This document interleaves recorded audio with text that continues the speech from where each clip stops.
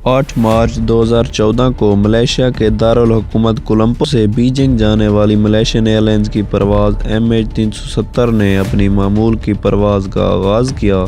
پرواز کے ابتدائی 40 منٹ تک MH370 کی ٹیم اور کنٹرول روم کے درمیان معمول کی بات چیت ہو رہی تھی، لیکن اچانک 1:19 پر آخری رابطہ ایک معمولی گڈ نائٹ کے الفاظ کے ساتھ ہوا۔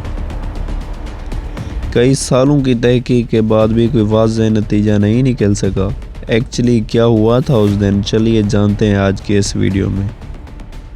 Decade-long mystery over the disappearance of Malaysia Airlines flight MH370 still. Anniversary of the disappearance of Malaysia Airlines flight MH370, one of the greatest aviation mysteries.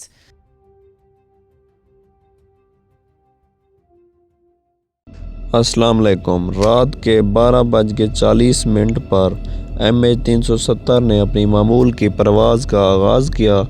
یہ فلائٹ دنیا کی سب سے پراسرار فضائی حادثات میں سے ایک بن گئی۔ پرواز میں 239 افراد سوار تھے، جن میں 227 مسافر اور 12 عملے کے ارکان شامل تھے۔ پرواز کے آغاز کے چند گھنٹے بعد رابطہ ختم ہو گیا۔ یہ جہاز پوری دنیا کے لیے غائب ہو گیا۔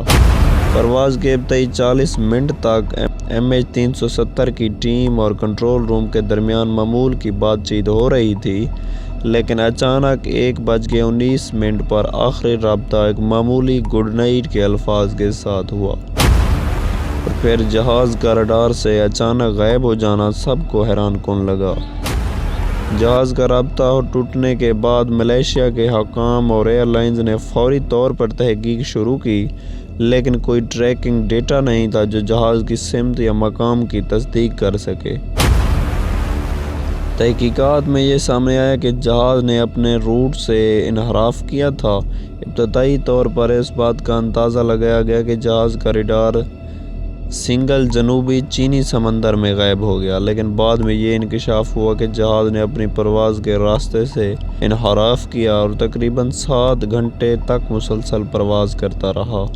اس کے بعد مختلف ممالک کے حکام نے جو سیٹلائٹ سگنل حاصل کیے، اس سے یہ ثابت ہوا کہ جہاز آخری بار جنوبی انڈین اوشن میں موجود تھا۔ کچھ لوگوں کا ماننا تھا کہ یہ ایک دھوکہ دہی کا معاملہ ہو سکتا ہے۔ بعض شکایتیں اور سازشی تھیوریاں یہ تھیں کہ طیارے کا پائلٹ یا دیگر عملے کا ارادہ تھا کہ وہ جہاز کو غائب کر دیں۔ بعض تحقیقات میں یہ بھی سامنے آیا کہ جہاز میں ایک ایسا نظام تھا جس کے ذریعے کنٹرول روم میں موجود اہلکار جہاز کی سمت کا اندازہ لگا سکتے تھے، لیکن اس کے باوجود کوئی واضح وجہ نہیں مل سکی کہ جہاز اس انحراف کو کیوں اپنایا۔ 2015 میں انڈین اوشن میں ایک طیارے کے حصے کی باقیات ملیں جو غالباً MH370 کی تھی۔ اس کے بعد یہ تصدیق کی گئی کہ جہاز اس سمندر میں غرق ہو چکا تھا، لیکن اس کے باقی حصے ابھی تک نہیں مل سکے۔ مختلف ممالک نے تحقیقات کیں، جن میں آسٹریلیا، چین اور ملائیشیا شامل تھے، لیکن تمام کوششوں کے باوجود جہاز کا مکمل ملبہ اور مسافروں کی لاش کا پتہ نہیں چل سکا۔ کچھ لوگوں کا خیال تھا کہ جہاز کو اغوا کیا گیا تھا اور اس کے بعد اسے کہیں دوسرے مقام پر لے جایا گیا۔